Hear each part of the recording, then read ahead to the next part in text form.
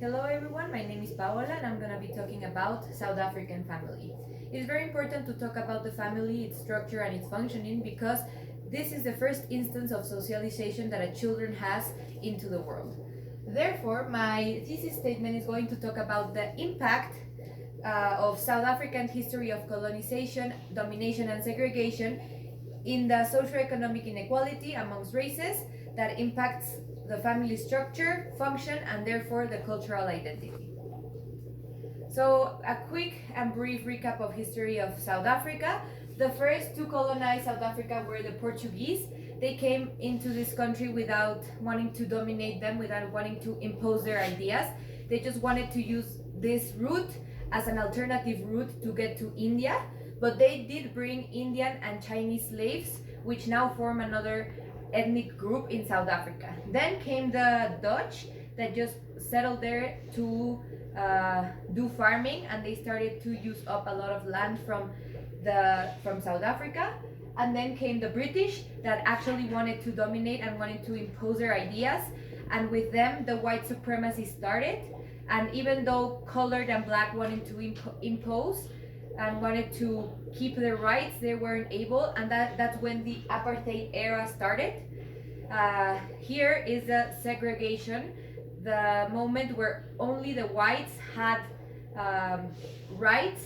They were the only ones that were able to buy land, they were the only ones that were able to vote, etc. So because of this, after 300 years of apartheid, the blacks started to rebel with their leader Nelson Mandela.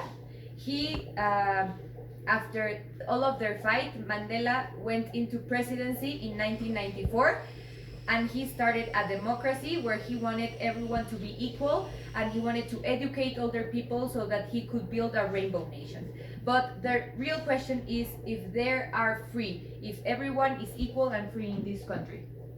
So let's see, because of the difference of socioeconomic and socioeconomic class and the separation and segregation, blacks and colored live in areas that are very with a lot of people, and they don't have enough hygiene and enough food, enough healthcare, and not enough schools for them to have the same rights as whites. Whites still have a lot of the area is of their property, even if it's like 2% of the population.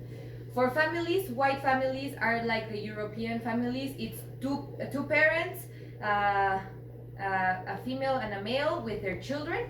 But for the colored and the Africans, there are many types of families.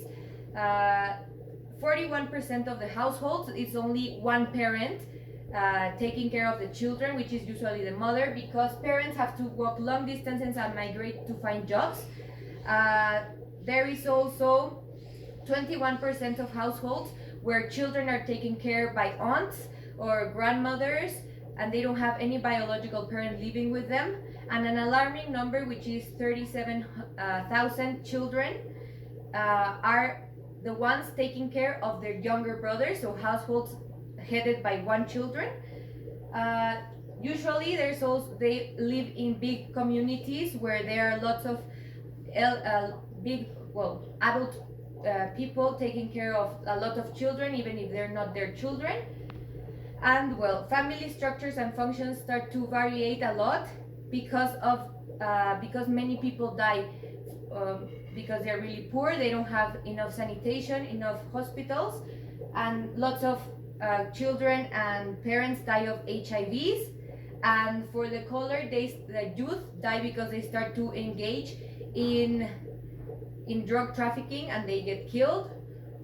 When Mandela came into presidency, he made the Nelson Mandela Children's Fund because he wanted to give better opportunities to children and youth so that whenever they become the adult generation, they can give better opportunities to their children. So because family is the first socialization, it also influences in what stories they tell and what they transmit to their children, and this influences a lot in how youth, adolescents identify themselves. For example, the black colored people, they really identify themselves as South Africans. and they really have a strong national identity.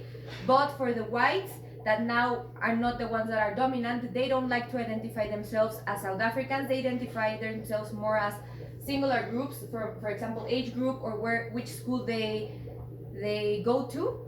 And for the colored, because they are not white or black and they don't have either the privilege of the apartheid but neither the privilege of the democracy, including blacks, they don't like to be noticed in the areas of the white, but neither they like to be South African, so they identify themselves more by religion. It is very important to see here that even though Nelson Mandela wanted to make a change and make everyone include and make a rainbow nation where the difference were not a problem, it is very difficult that in 26 years they can revert all of the 300 years of domination and segregation that they had in the past. Thank you for listening.